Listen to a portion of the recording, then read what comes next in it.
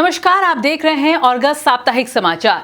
ओडिशा से जुड़ी बड़ी खबरों में इस हफ्ते समुद्री मत्स्य क्षेत्र के लिए डीप सी फिशिंग मिशन की शुरुआत, पूरी रथ यात्रा की हाईटेक सुरक्षा तैयारियां, हीराकुद जलाशय से पहला बाढ़ जल छोड़े जाने और महानदी प्रबंधन को लेकर ओडिशा छत्तीसगढ़ की अहम बैठक जैसी खबरें सुर्खियों में रही।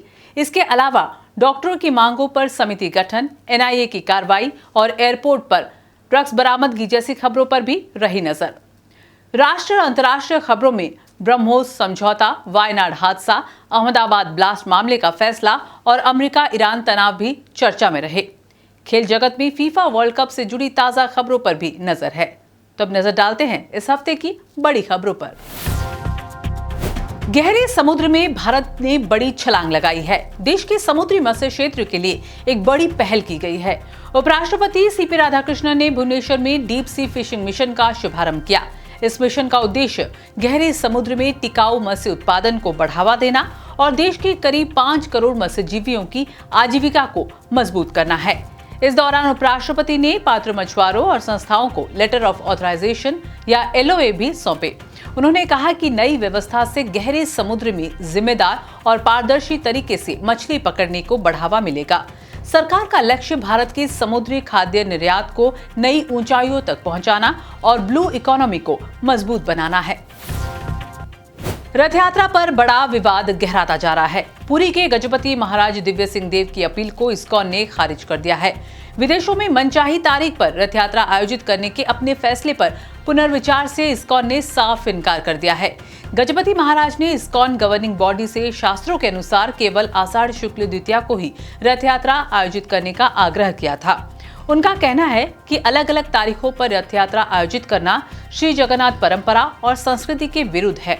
हालांकि इस्कॉन ने ईमेल के जरिए स्पष्ट कर दिया है कि वह अपने फैसले में कोई बदलाव नहीं करेगा। इस विवाद के बाद गजपति महाराज ने राष्ट्रपति और प्रधानमंत्री से हस्तक्षेप की मांग की है। वहीं इस मुद्दे को लेकर जगन्नाथ भक्तों और ओडिया समुदाय में भी नाराजगी देखी जा रही है।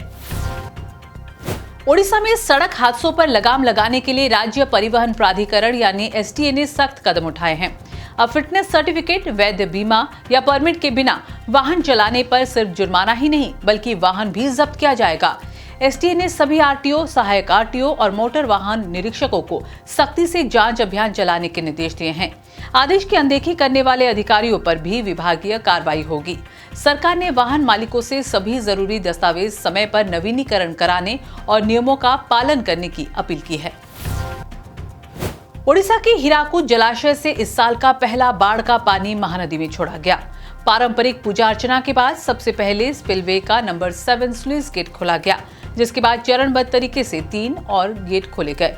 जलाशय का जल स्तर लगातार बढ़ रहा है और जरूरत पड़ने पर अन्य गेट भी खोले जाएंगे। प्रशासन ने महानदी और उसकी सहायक नदियों के किनारे रहने वाले लोगों से सतर्क रहने और नदी में प्रवेश न करने की अपील की है। सुरक्षा के मद्देनजर हीराकुद बांध और आसपास के क्षेत्र को अस्थायी रूप से नो फ्लाइंग जोन भी घोषित किया गया है। 16 जुलाई को होने वाली विश्व प्रसिद्ध पुरी रथ यात्रा 2026 के लिए सुरक्षा व्यवस्था को लेकर व्यापक तैयारियां की गई हैं। राज्य पुलिस मुख्यालय में हुई उच्च स्तरीय बैठक में पुलिस, सीआरपीएफ, बीएसएफ, आरपीएफ, भारतीय तटरक्षक बल और अन्य एजेंसियों ने सुरक्षा रणनीति पर मंथन किया। इस बार रथ यात्रा में त्रिस्तरीय सुरक्षा व्यवस्था के साथ अत्याधुनिक एंटी ड्रोन सिस्टम तैनात किया जाएगा। समुद्र, सड़क और आसमान से कड़ी निगरानी रखी जाएगी। बम निरोधक दस्ते, sniffer dog, quick response team और विशेष सुरक्षा बल हाई अलर्ट पर रहेंगे। श्रद्धालुओं की सुरक्षा, भीड़ नियंत्रण और सुचारू यातायात को सर्वोच्च प्राथमिकता दी गई है।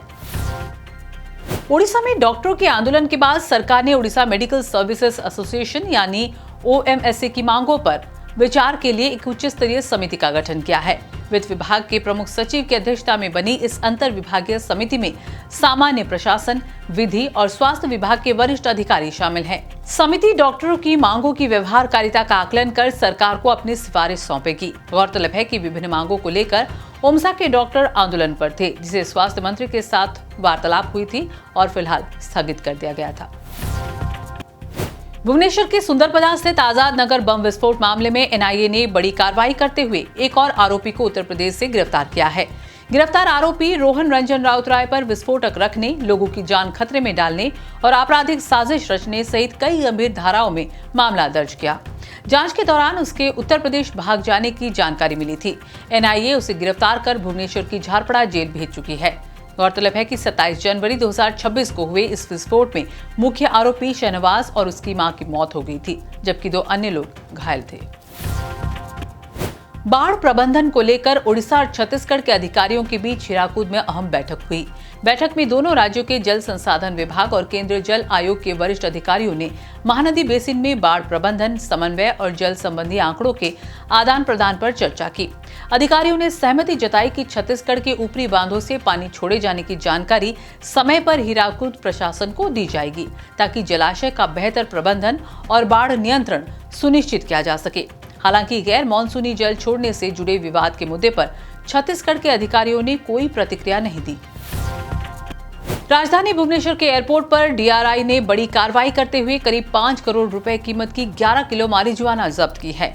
ये खेप बैंकॉक से लाई जा रही थी। मामले में 2 यात्रियों को हिरासत में लेकर पूछताछ जारी है। शुरुआती जांच में अंतर्राष्ट्रीय ड्रग्स तस्करी गिरोह के तार सामने आए हैं। जांच एजेंसियां ये पता लगाने में जुटी हैं कि बैंकॉक से ये खेप किसने भेजी और भुवनेश्वर में इसका रिसीवर कौन था। डीआरआई को आशंका है कि यह मादक पदार्थ राजधानी के कुछ होटल और विदेशी ग्राहकों तक पहुंचाया जाना था। मामले की जांच जारी है। ओडिशा को नई रेल सुविधा की सौगात मिली है। केंद्रीय रेल मंत्री अश्विनी वैष्णव और मुख्यमंत्री मोहन चरण मांझी ने पुरी रेलवे स्टेशन से नई पुरी कोरापुट एक्सप्रेस और ब्रह्मपुर उधना अमृत भारत एक्सप्रेस की नियमित सेवा का शुभारंभ किया। पुरी कोरापुट एक्सप्रेस सप्ताह में 3 दिन चलेगी, जबकि ब्रह्मपुर उधना अमृत भारत एक्सप्रेस अब रोजाना संचालित होगी। नई रेल सेवाओं से यात्रियों की सुविधा, पर्यटन, व्यापार और क्षेत्रीय विकास को बढ़ावा मिलने की उम्मीद है। इस अवसर पर आगामी रथ यात्रा के लिए रेलवे की विशेष तैयारियों और अतिरिक्त ट्रेनों की भी समीक्षा की गई। राष्ट्रीय खबरों की बात करें तो भारत और इंडोनेशिया के बीच रक्षा सहयोग को नई मजबूती मिली है। प्रधानमंत्री नरेंद्र मोदी और इंडोनेशिया के राष्ट्रपति प्रबोवो सुबियांतो की मौजूदगी में सुपरसोनिक क्रूज मिसाइल ब्रह्मोस से जुड़े महत्वपूर्ण समझौता ज्ञापन यानी एमओयू पर हस्ताक्षर हुए।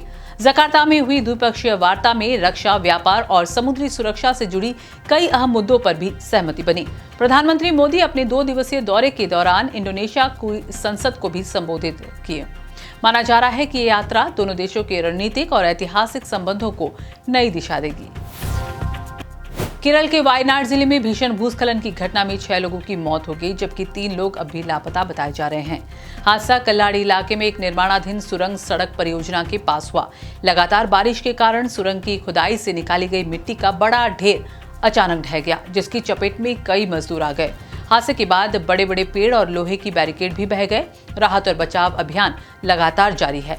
मुख्यमंत्री ने घटना पर दुख जताते हुए निर्माण कार्य में बरती गई लापरवाही को लेकर ठेकेदारों पर सख्त नाराजगी व्यक्त की है। साल 2008 के अहमदाबाद सीरियल ब्लास्ट मामले में गुजरात हाईकोर्ट ने बड़ा फैसला सुनाया है। हाईकोर्ट ने विशेष अदालत के फैसले को बरकरार रखते हुए 38 दोषियों की फांसी की सजा और 12 दोषियों की उम्र कैद को कायम रखा है। अदालत ने सभी अपीलें खारिज करते हुए पीड़ित परिवारों को मुआवजा देने का भी निर्देश दिया। इस आतंकी हमले में 56 लोगों की मौत हुई थी, जबकि 200 से अधिक लोग घायल हुए थे। कोर्ट ने मृतकों के परिजनों को 10 लाख रुपए और घायलों को 1 लाख रुपए मुआवजा देने का आदेश दिया है। अंतर्राष्ट्रीय खबरों में अमेरिका और ईरान के बीच तनाव एक बार फिर बढ़ गया है। ईरानी मीडिया और आईआरजीसी के दावों के मुताबिक अमेरिका ने ईरान में कई सैन्य ठिकानों को निशाना बनाया और करीब 80 जगहों पर हवाई हमले किए। आरोप है कि खामनेई के अंतिम संस्कार के रास्ते में आने वाले 2 पुलों को भी निशाना बनाया गया। वहीं अमेरिका ने कहा कि कार्रवाई ईरान की सैन्य क्षमता और हॉर्मुज जल डमरू मध्य में खतरे को कम करने के उद्देश्य से की गई। जवाब में ईरान ने अमेरिकी ठिकानों पर मिसाइल और ड्रोन हमले का दावा किया। दोनों देशों के बीच बढ़ते तनाव से वैश्विक तेल और गैस संकट की आशंका बढ़ गई है। फीफा वर्ल्ड कप में स्पेन ने बेल्जियम को रोमांचक मुकाबले में 2-1 से हराकर सेमीफाइनल में जगह बना ली है। मैच के आखिरी पलों में मैदान पर उतरे मिकेल मेरिनो ने शानदार गोल कर स्पेन को जीत दिलाई।